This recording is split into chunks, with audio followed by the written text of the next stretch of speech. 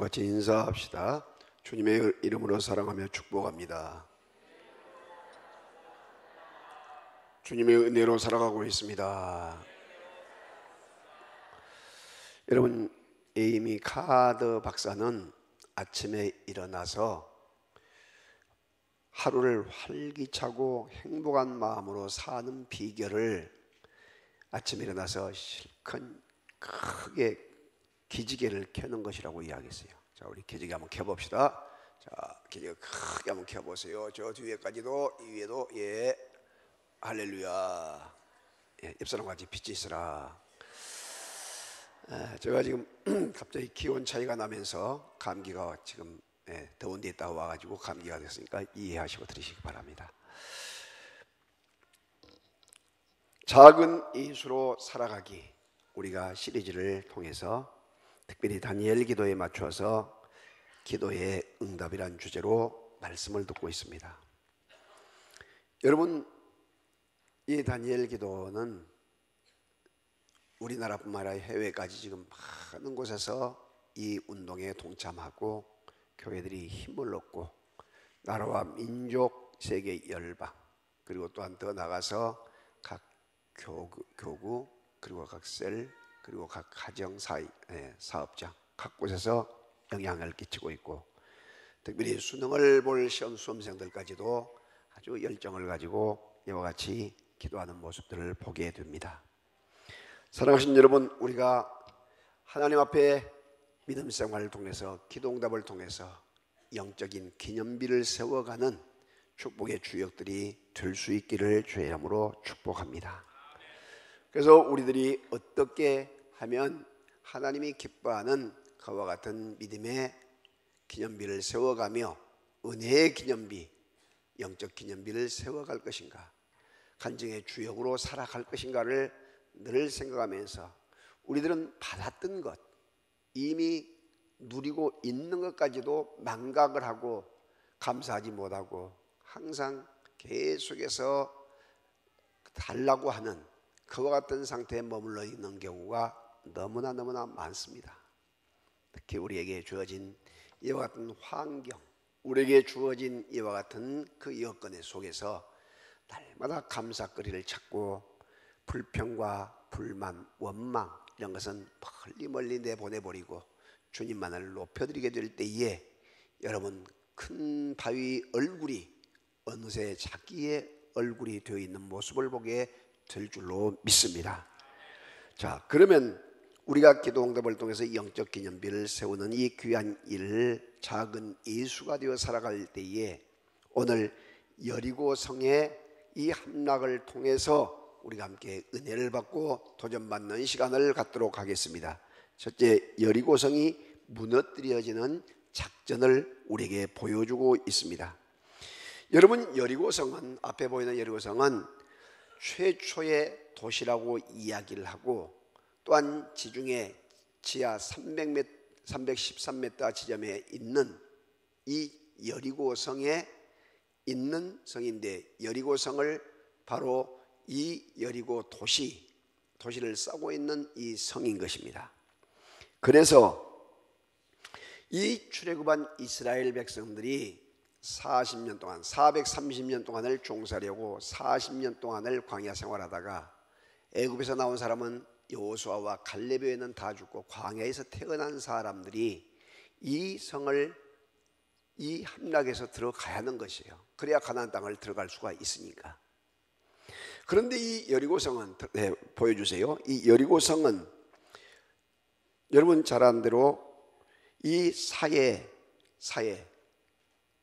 죽은 바다, 사해 바다에서 32km 지점 30리 위치해 있고, 이 예루살렘 동쪽으로 엄청난 계곡, 급경사 계곡 29km 약 70리 지점에 있습니다.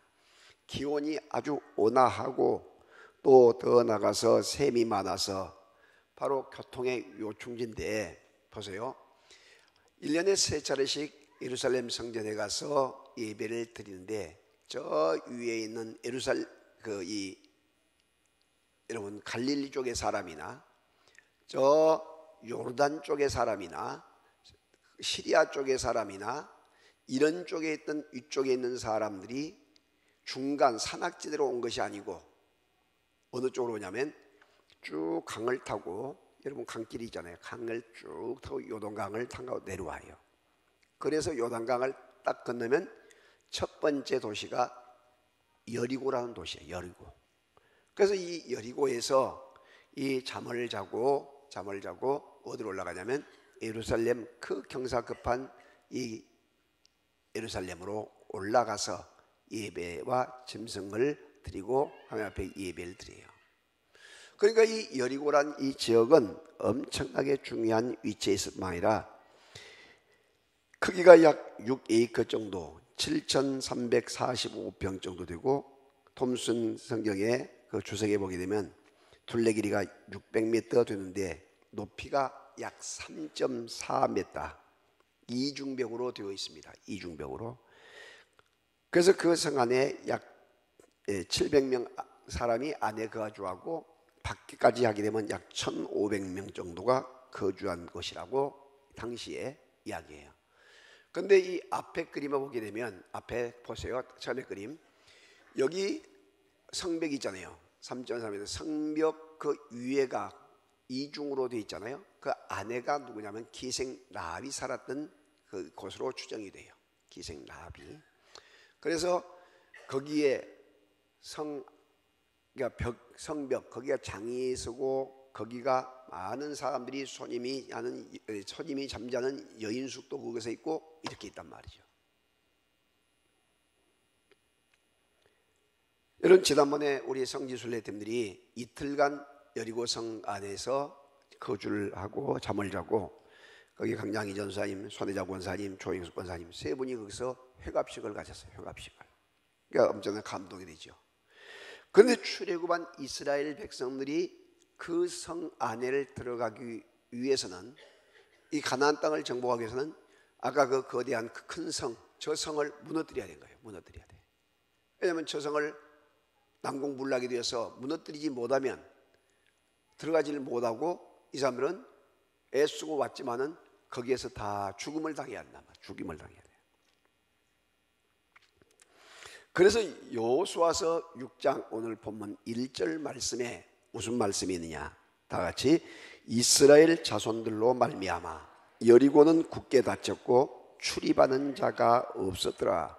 무슨 말이냐면, 여러분, 기생 라합의 이야기처럼 이스라엘 백성들이 홍해를 가르고 요단강을 가르고 건너왔고, 중간에 있는 이들의 길을 막는 그와 같은 이 모압 족속 등 모든 사람들을 박살내고 왔다는 것을 완전히 이 사람들이 듣고 벌벌벌 떨면서 이 이스라엘 자손들 때문에 성문을 꽉 닫아놓고 겁이 나서 출입한 사람이 없었다는 것이에요. 그러니까 입소문을 통해서 다 듣고 있었고, 이 요단강을 또한 물이 있는 요단강을 건너왔다는 이야기를 듣고 이 사람들이 벌벌 무서워서 떨게 되었던 것이죠. 이때 하나님께서 작전을 내리세요. 뭐라고 작전을 내리냐?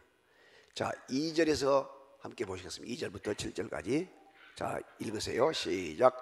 여호와께서 여호수아에게 이르시되, 보라, 내가 여리고와 그 왕과 용사들을 그 손에 넘겨주었으니 너희 모든 군사는 그 성을 둘러 성 주위를 매일 한 번씩 돌되 엿새 동안을 그리하라.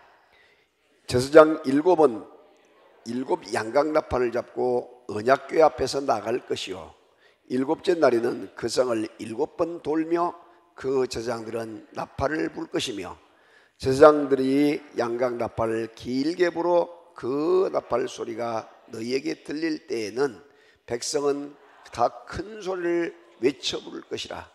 그리하면 그 성벽이 무너져 내리리니 백성은 각기 앞으로 올라갈지라 하시매, 눈의 아들 여호수아가 제사장을 불러 그들에게 이르되, 너희는 언약궤를 메고 제사장 7은 양강나팔을 7을 잡고 여호와의 궤 앞에서 나가라 하고, 또 백성에게 이르되 나아가서 그 성을 돌되 무장한 자들이 여호와 앞에서 궤 앞에서 나갈지니라. 자, 필요한 것이 뭐냐? 7일간 엿새는 한 바퀴씩 돌고 일곱째 날은 7바퀴를 도는 것이죠. 양강나풀 잡은 제사장들이 나팔을 크게 올려 불고 하나님의 법궤가 그 다음에 따르고 백성이 그 다음에 따라가는 것이죠.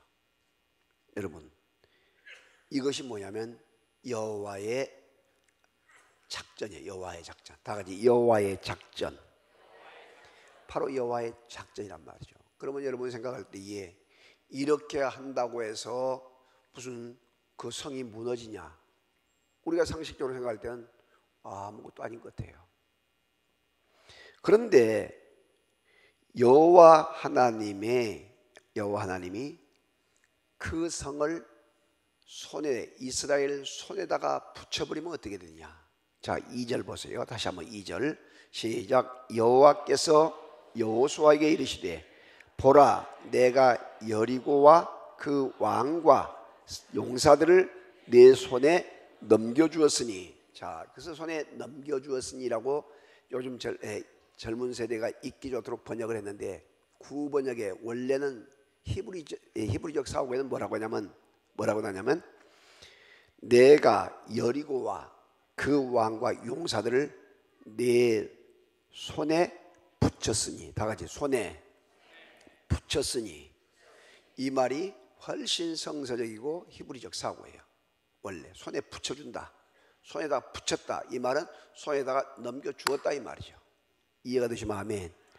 그러니까 사사기에 보게 되면 그 말이 멈춰나 나오잖아요. 기도하나 걱정하지 마라, 미디안을 내 손에 붙였다. 그러면 끝난 거예요.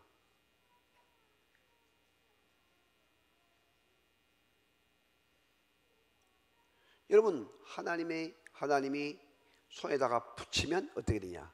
그것으로 상황 끝이에요. 끝. 순종만 하면 된단 말이죠. 그래서 여호와 하나님이 전능한 손이요 능력의 손인 것이에요. 우리를 붙잡고 계신 그 항상 오른손을 붙잡고 계신다 했잖아요. 손을 붙잡고 계신다. 이 손은 어떤 손이냐? 능력의 손이다. 치료의 손이다. 또 이 손은 못하실 것이 없는 창조의 손, 권능의 손이에요. 태양을 머무르게 한 손이에요. 붙였다. 그러므로 우리들은 항상 명심하고 기억해야 할 것이 여호와의 작전, 여호와의 그 손, 그 여호와 하나님이 주여 붙여주시는 그 능력을 깨닫게 하여 주시고 깨닫고 내 것이 되게 해주세요. 할렐루야. 그렇게 기도하는 것이죠. 두려워하지 말라, 놀라지 말라. 나는 내 하나님이 됨이라. 내가 너를 굳세게 하리라. 내가 너를 오른손으로 붙잡아 주리라. 그래서 여호와 하나님이 세워놓으면 무너뜨릴 자가 없고, 여호와 하나님께서 무너뜨려 놓으면 세울 자가 없어요. 여호와 하나님께서 열어놓으면 닫을 자가 없고, 여호와 하나님께서 닫으면 열 자가 없는 거예요. 그것이 여호와 전능자의 손이란 말이죠.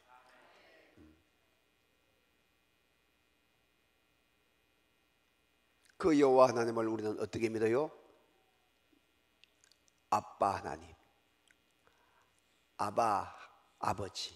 다시 말하면 아빠 하나님, 아빠 아버지로 믿는단 말이죠. 얼마나 그러니까 놀라운 일인가 보세요. 그래서 가나안 7족속이 무찔러져요. 이 여리고성이 무너지면서. 사랑하신 여러분, 여호와 하나님께서 우리를 붙잡으시고 우리에게 붙여주시게 되면 못하실 것이 없다는 사실을 믿으시길 바랍니다. 여러분, 경상북도 칠곡 가게 되면 대구 바로 위에 외관이 있어요. 외관 전투. 칠곡 그쪽에 또 전투. 엄청난 그 엄청난 전투인데, 이미 경상북 북부 쪽에 안동 또 이 뭐 이쪽에 상주 쪽에 다 함락되고 포항 다 함락되고 이제 대구 함락되면 부산까지는 순식간에 내려가는 그때예요. 그때에 여호와 하나님께서는 바로 낙동강 전선 바로 무너지기 직전에 유엔군 파견을 하게 해주셔서 여러분 북한 김일성 그 세력들을 붙이신 거예요. 그래서 인천 상륙작전을 감행하게 해서 완전히 동안이든 쥐가 되게 하고 올라가서 이 민족을 여기까지 지켜주신 것입니다. 할렐루야. 그때의 그 작업이 있기까지 어떤 역사가 있었느냐. 부산 초량교에서 목사님들이 이승만 대통령이 특별히 기도를 부탁하는 때에 철회하면서 금식하면서 피나는 목사님들과 기존에 있는 목사님들이 기도하고 성도들이 눈물을 흘리면서 강력한 기도를 해요. 강력한 기도. 먹을 것이 없어서 금식 기도를 해요. 그때 여호와 하나님은 그 기도를 들어주신 것을 믿으시기를 바랍니다. 6.25 전쟁이 끝나고 나서 우리가 얼마나 비참하게 망했느냐, 얼마나 가난했느냐. GNP 700불이었어요. 700불. GNP 700불. 아시아권에서 우리 뒤에는 한 나라인가 두 나라, 인도가 한 나라인가 밖에 없었다. 그렇게 가난한 나라. 여러분 6.25 후에 기억납니까?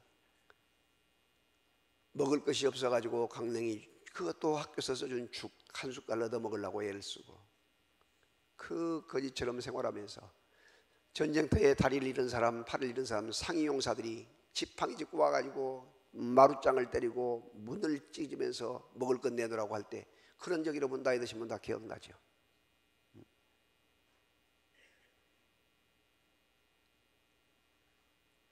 그렇게 가난과 비극 속에 있는 나라를 오늘 경제 10위권에 올려놓으신 분이 누구예요? 여호와 하나님이에요. 미국에서는 먼저 일체 하지 않은 그때에 독일에 있는 독일의 광부들을 보내가지고 1000m가 넘는 곳에서 탄광을 채취하게 하고 그리고 간호사들이 여러분 제대로 영 안 되니까 소독을 가지고 시체를 닦았대. 시체를 닦으면서 외화벌이를 하고 그 고생을 하면서 독일의 무상 원조를 받아가지고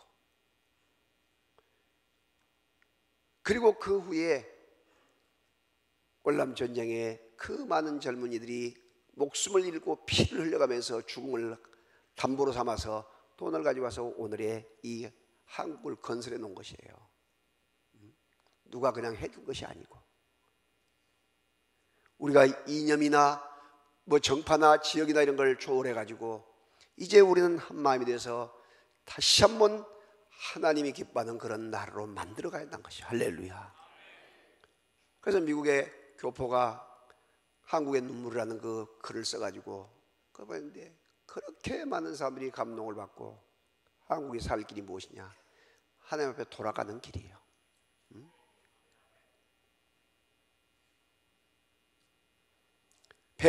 배고픔 한 번도 겪어보지 않는 그런 사람들이 뭐 누가 좋다 나쁘다 하면서 매도하고 이러면 되겠습니까? 안 되지.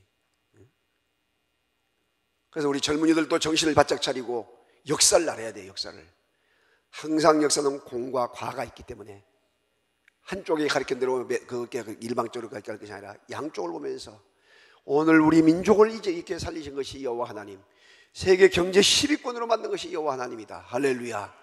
하나님이 우리를 이렇게 높여놓으셨고 붙잡아 주셨고 붙이셨다. 그걸 기억이 안 난 말이죠.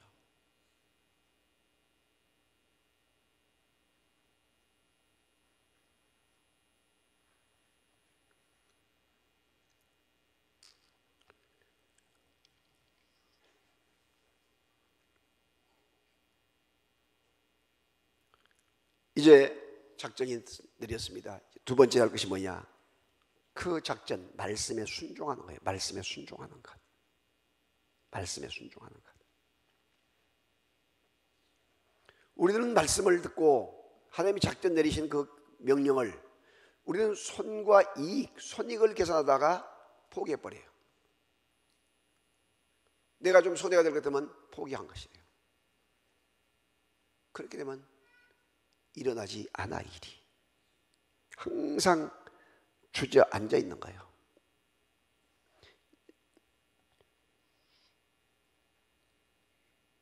손익 계산할 것이 아니라 하나님의 말씀을 믿고 신뢰하고 행하는 것. 할렐루야. 말씀의 신앙. 그래서 말씀의 신앙. 여호수아가 여호와 백성에게 이르기를 마침에 제사장 7은 양각나팔을 잡고 여호와 앞에 나가며 나팔을 불고 여호와의 언약궤는, 제사장들이면 언약궤는 어떻게 하냐, 그 뒤를 따랐단 말이죠. 무장한 자들과 또한 백성들은 그 뒤에서 행진하면서 하루에 한 바퀴씩 6일간을 돌아요. 이래째 된 날이에요. 7바퀴를 돕니다. 6바퀴를 돌 때까지 아무런 징조가 보이지가 않아요. 무슨 돌 하나가 빠진 것도 아니고, 그런다고 해서 뭐 땅이 움직인 것도 아니고 아무것도 아니에요. 거기서 그만뒀으면 끝날 거 아니에요. 근데 7바퀴를 말씀에 순종하고 딱 돌자 갑작스러운 지진 같은 것이 나서 흔들리기 시작한 거예요. 지축이 흔들리기 시작해. 성벽이 무너져 내리기 시작해.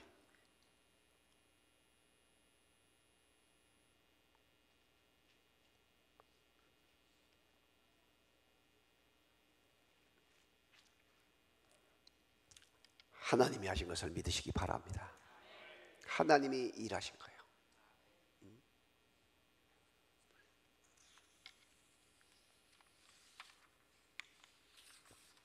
여러분, 여리고성이 그렇게 무너져서 있을 때에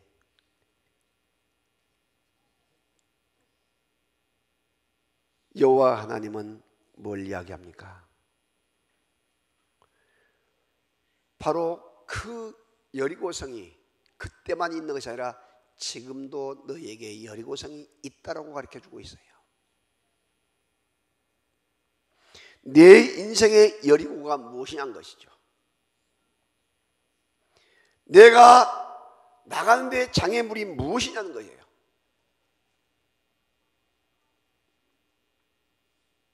그것을 우리는 말씀의 순종을 통해서, 기도를 통해서 넘어서야 될 줄로 믿습니다.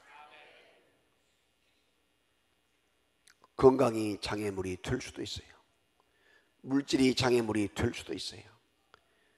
때로는 사람이 장애물이 될 수도 있어요.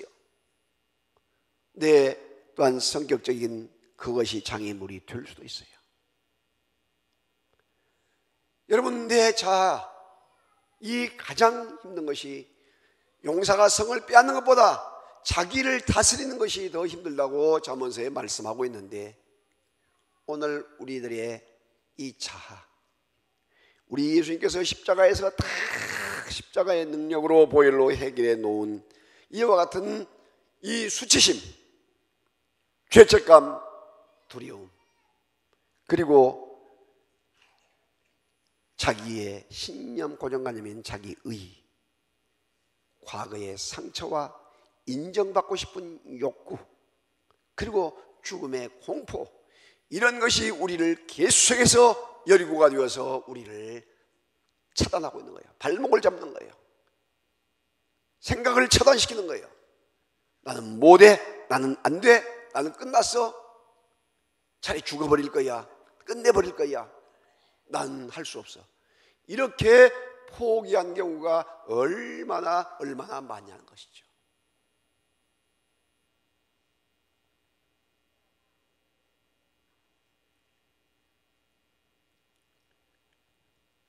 주님의 말씀에 순종하고 믿음으로 실천했더니 그대로 이 성은 무너진 것을 믿으시기를 바랍니다. 그 결과 모든 영광은 하나님께 돌려야지요.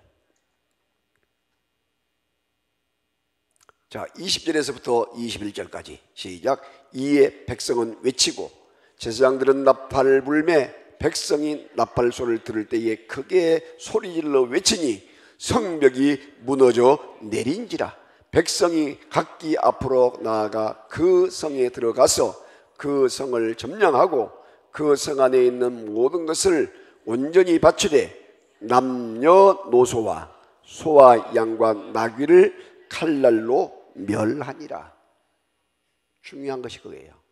여호와 하나님이 명령할 때에 그 성 안에 있는 남자, 여자, 노인, 어린아이, 청년할 것 없이 다 죽이라. 칼날로 다 없애야 한다. 그리고 그 안에 있는 가축들 모든 것까지도 싹 멸하라 이야기한 거예요. 왜 그래요? 사람을 살려준 순간부터 너희 뒤통수를 칠 것이란 거예요. 죽이란 거. 여호와 하나님이 자비가 없고 사랑이 없어서 한다고 인권으로 초점을 맞추면 안 돼요.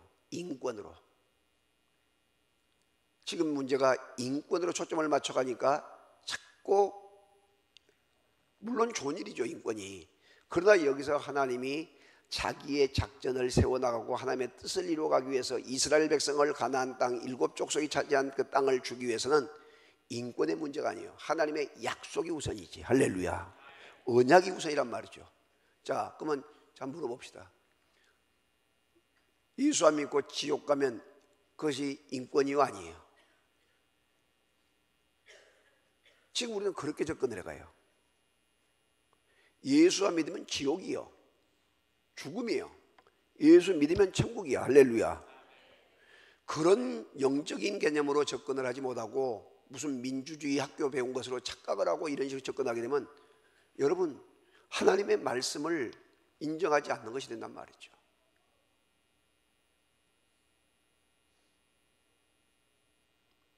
그래서 구원은 여러분 아무 것이라도 믿어도 된다, 이와 같이 종교다원주의가 아니라니까요. 아무 종교도 갖고 부모에게 제사 잘 지내도 천국 가고 뭐 또 나가서 다른 종교 다른 신앙 갖고 적당히 해도 천국 간다.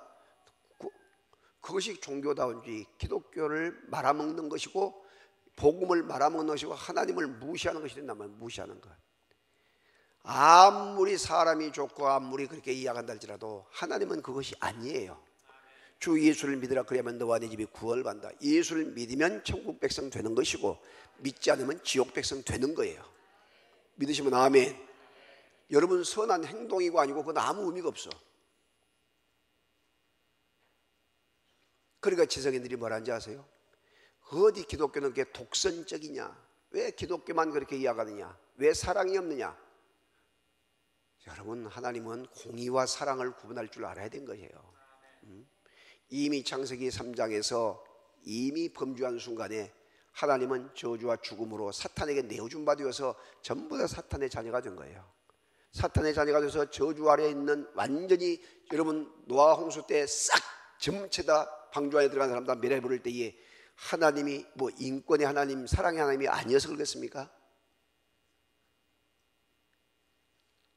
이런 영적인 원리를 제대로 이해를 하지 못하고 세상적으로 접근하게 되면 그건 신앙이 없다는 증거란 말이죠. 따라합시다. 예수 믿으면 영생 복락, 영원히 살고 영원한 복을 누리고, 다 같이 예수 믿지 않으면 지옥 형벌. 지옥 형벌이에요. 지옥 형벌. 가방끈이 기느냐 짧느냐, 재산이 많느냐 적느냐, 인물이 잘생기냐 못생기느냐, 얼굴 색깔이 무엇이냐, 이런 것은 아무 의미가 없는 거예요. 그래서 목숨을 걸고 그렇게 선교지에 가서 예수와 믿으라고 복음을 전하는 선교사들이 나타나서 그렇게 고생해서 우리나라도 이렇게 선교사들이 복음을 전해줬기 때문에 이렇게 이 자리에 오게 된 것이고, 지금도 복음을 들고 선교지에 나가서 그렇게 목숨을 걸고 있는 사람들이 수두룩하단 말이에요. 이제 이해가 더 되시죠? 아멘. 그러면 기독교는 사랑의 종교인 동시에 무슨 종교다? 공의의 종교다. 공의의 종교. 그래서 예수 안 믿으면 이유가 없어요. 멸망하는 짐승이 되어서 다 멸망받고 다 저주받게 된 것이죠. 내 부모님 아무리 내가 존경하고 좋아하는 부모님도 예수 안 믿으면 지옥 형벌이야. 아무리 내가 사랑하고 몸을 썩고 자식을 낳고 산 남편도 예수 안 믿으면 지옥 형벌이야. 아무리 내가 난 자식일지라도, 아무리 예쁘다 할지라도 예수 안 믿으면 지옥 형벌이야. 이것을 누가 막아요? 이것을 동정이 아닌 거예요. 여리고성에 있는 사람을 싹 멸하란 거예요. 짐승 새끼까지 다 멸하란 거예요. 단지 하나님의 정탐꾼을 숨겨주었던 기생 라합, 아까 이중벽 있죠? 이중벽이 살았던, 거기에 살았던 이 기생 라합에게, 기생 라합이 뭐라고 하냐면, 내가 당신을 숨겨준, 당신의 첩자들을 숨겨준 그것을 어떻게 갚으려고 하니까, 그래, 너 가정을 살려줄 것인데 너 부모 형제들, 너 알고 있는 친척까지 너 집에다가 초청을 하고 그 집에다가, 너 집 앞에다가 붉은 줄을 내려라. 다 같이 붉은 줄을 내려라. 아까 성 한번 보여주세요. 성 보여주셔요. 아빠 전에 거 성벽에 보세요. 저기 성벽이요. 그 집을 싹 저 있잖아요. 이제 한 집이라고 생각해요. 기생 라합의 집이라고 생각하고 자기 집안 식구들 다 모아놓고 붉은 이 줄을 있잖아요. 붉은 색깔, 이것을 딱 잘 보이게 딱 이렇게 놓은 거예요. 그러면 붉은 줄을 보고 죽음의 사자가 넘어가요.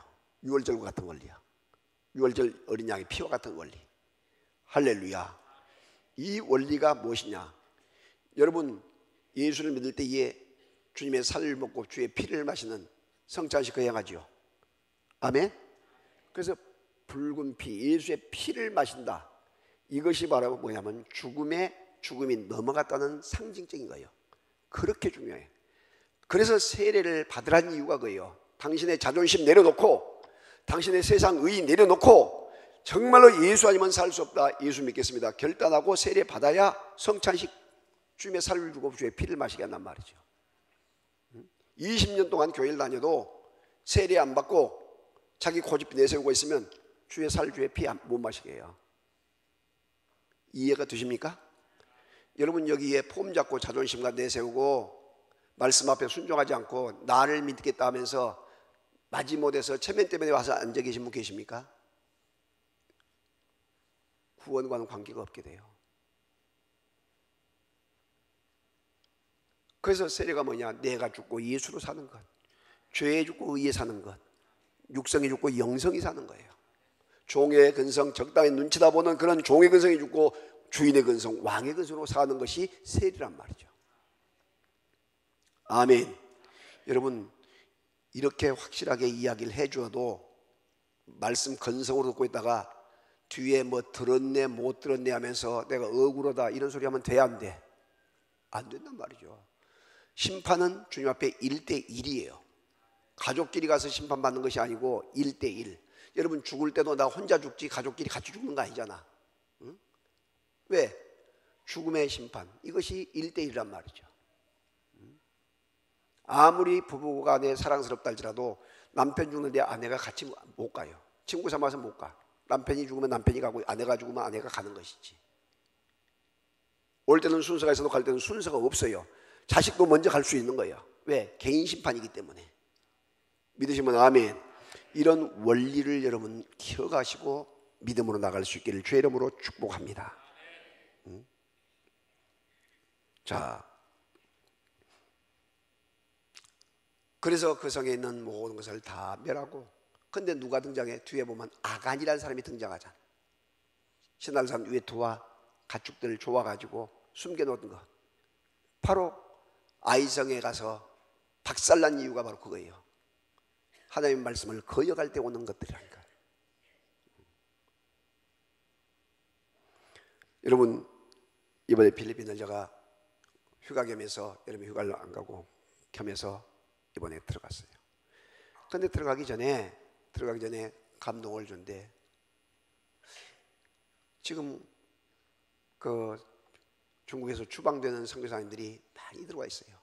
말레이시아도 많이 들어와 있고, 우리 김남주 집에 살고 있는 말레이시아도, 또 떠나가서 이 캄보디아도, 태국 같은 데 지금 많이 들어와 있습니다. 쫓겨와가지고. 그래서 그 사람들이 생각이 나서, 아직까지 한 번도 그런 적이 없었는데 그들 한번 섬기하겠다 생각하고 있는데 마치 현지인들까지 선교사님들까지 한번 섬기하겠다 생각하고 기도하면서 들어가서, 근데 주인남 주일 지나고 2시 20분에 그 인천공항을 타고 가서 이제 8시 20분 필리핀 항공을 타고 왔는데, 다른 데는 그러지 않는데 계속해서 작은 예수 우리 주제곡 이 찬양을 주시면서 그렇게 눈물을 주셔요. 그러면서 2절, 제가 그 찬송가 한국 찬송가 가사 전문위원이잖아요. 근데 2절 가사를 또 준 거예요. 그 찬양하는데 그렇게 은혜가 돼요. 그래서 세미나하면서 이 찬양을 했더니 그렇게 또한 감격스러워서 눈물을 흘리고, 또 가서 집회를 해주는데 그렇게 은혜를 받고.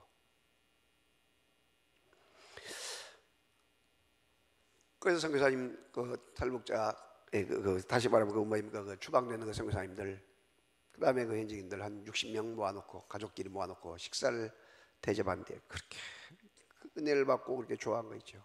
그렇게 좋아. 그리고 또 끝나고 또 커피타임을 갖게 해주면서 그렇게 시간을 마련해 줬어요. 목사님 너무너무나 감사합니다. 우리 교회에 너무 또 감사를 느끼고.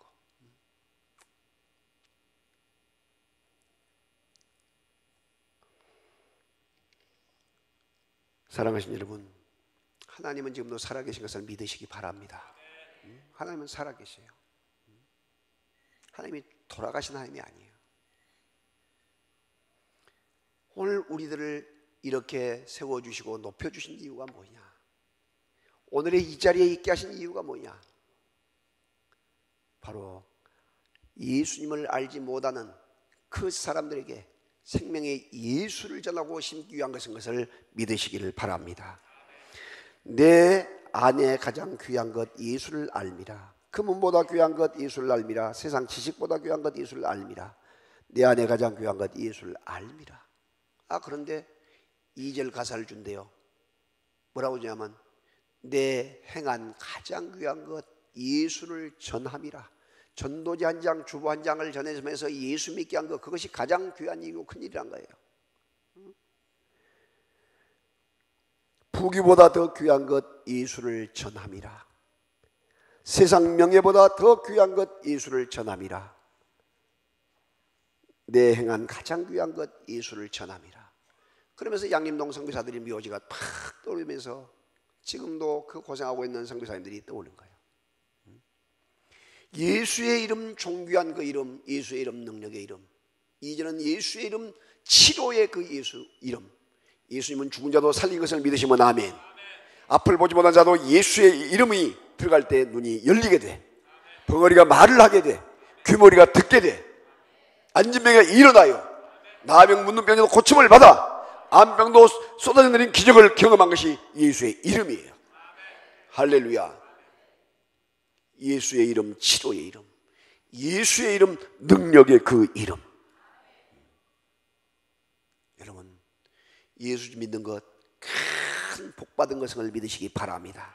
가장 귀한 일이 예수 믿는 것이고 예수님을 전하는 일이에요. 그러므로 여러분, 항상 주보 한 장, 전도지 한 장이라도 꼭 들고 다니시면서 때를 어떤 이모든지 예수 믿읍시다. 전하세요. 이것이 가장 귀한 일이고 가장 복받는 일이라니까요. 이 가사를 쓰신 분이 예수를 아는 것으로 끝났어 보니까.